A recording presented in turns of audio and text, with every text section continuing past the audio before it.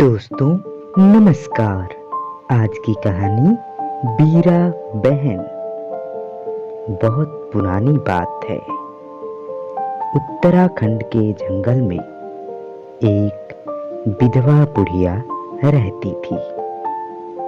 उसके 7 बेटे थे और एक प्यारी सी बेटी थी।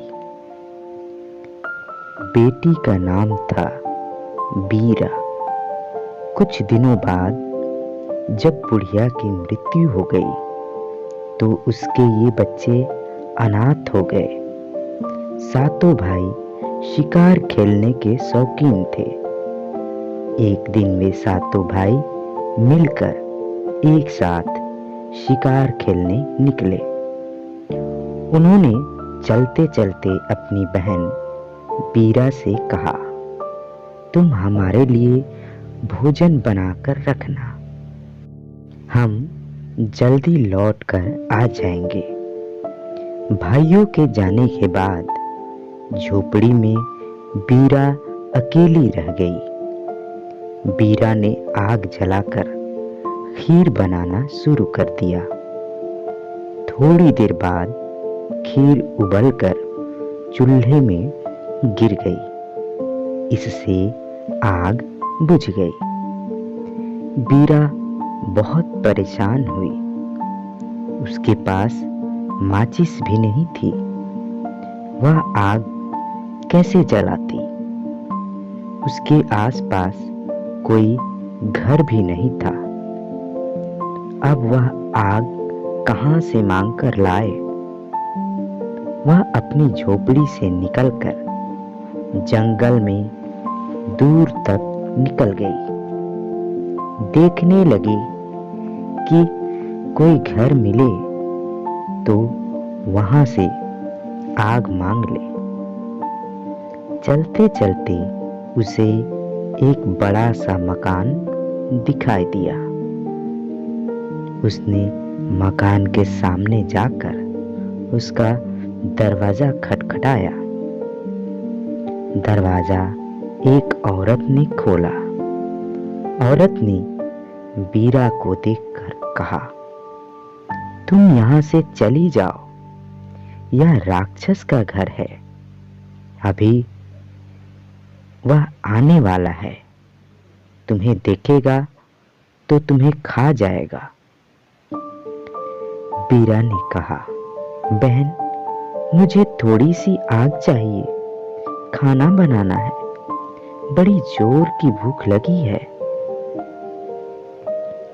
वह औरत राक्षस की पत्नी थी, लेकिन जब बीरा ने उसे बहन कहा तो उसे बीरा पर दया आ गई। उसने बीरा को जल्दी से थोड़ी सी आग दे दी।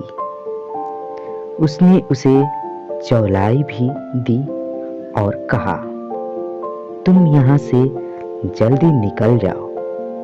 ऐसा करना कि रास्ते में इस चौलाई के दानों को गिराती जाना। जहां भी 2 रास्ते मिले वहां के बाद चौलाई मत गिराना। इससे राक्षस रास्ता भटक जाएगा और तुम्हारे घर तक नहीं पहुंच सकेगा। याद रखना, इस चौलाई को अपने घर तक मत ले जाना, नहीं तो राक्षस वहीं पहुंच जाएगा। बीरा अपने साथ चौलाई ले गई और उसके दाने रास्ते में गिराती गई। वह जल्दी जल्दी जा रही थी। वह राक्षस की पत्नी की बात भूल गई। उसने पूरे रास्ते पर चौलाई के दाने गिरा दिए। कुछ दाने अपने घर तक भी ले गई। जब राक्षस अपने घर लौटकर आया तो उसे मनुष्य की गंध आने लगी। वह समझ गया कि आज जरूर कोई मनुष्य मेरे घर आया है। उसने अपनी पत्नी से पूछा, आदमी की गंध आ रही है, क्या कोई आदमी हमारे घर आया था? उसकी पत्नी ने कहा, नहीं तो, यहाँ तो कोई नहीं आया। राक्षस ने अपनी पत्नी को पहले तो खूब डांटा, फिर मारना पीटना शुरू कर दिया। डर के मारे उसकी पत्नी ने राक्षस को बीरा के आने की बात बता दी। सुनते ही वह राक्षस बीरा की तलाश में निकल पड़ा। वह चौलाई के बीच देखता हुआ बीरा की झोपड़ी तक पहुंच गया। झोपड़ी में बीरा अकेली थी। तब तक उसके भाई नहीं लौटे थे।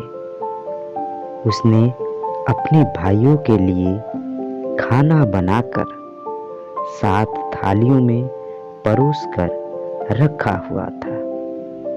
राक्षस को देखकर वह डर गई। पानी के पीपे में छिपकर बैठ गई। राक्षस ने सारा खाना खा लिया। खाने के बाद वह पानी के पीपे की ओर गया। सारा पानी पीने के बाद उसने खाली पीपे में बैठी बीरा को पकड़ लिया। वह बीरा को जीवित निगल गया। खा पीकर राक्षस झोपड़ी के दरवाजे पर सो गया, क्योंकि उसे बहुत जोर की नींद आ रही थी। जब बीरा के भाई लौटकर आए तो उन्होंने राक्षस को दरवाजे पर सोते हुए पाया। उन्होंने देखा बीरा घर में नहीं है। वे समझ गए कि जरूर इस राक्षस ने हमारी बीरा बहन को खा लिया है। उन्होंने तुरंत राक्षस के हाथ पैर काट डाले, फिर उसका पेट फाड़ दिया। राक्षस मर गया और उसके पेट से बीरा भी निकल आई। इसके बाद वे भाई बहन सुखपूर्वक रहने लगे। जब भी वे कभी बाहर जाते तो कोई न कोई भाई बीरा के पास जरूर रह जाता। तो दोस्तों, ये थी आज की कहानी। मिलते हैं एक और कहानी लेकर। तब तक के लिए नमस्कार, जय हिंद, वंदे मातरम।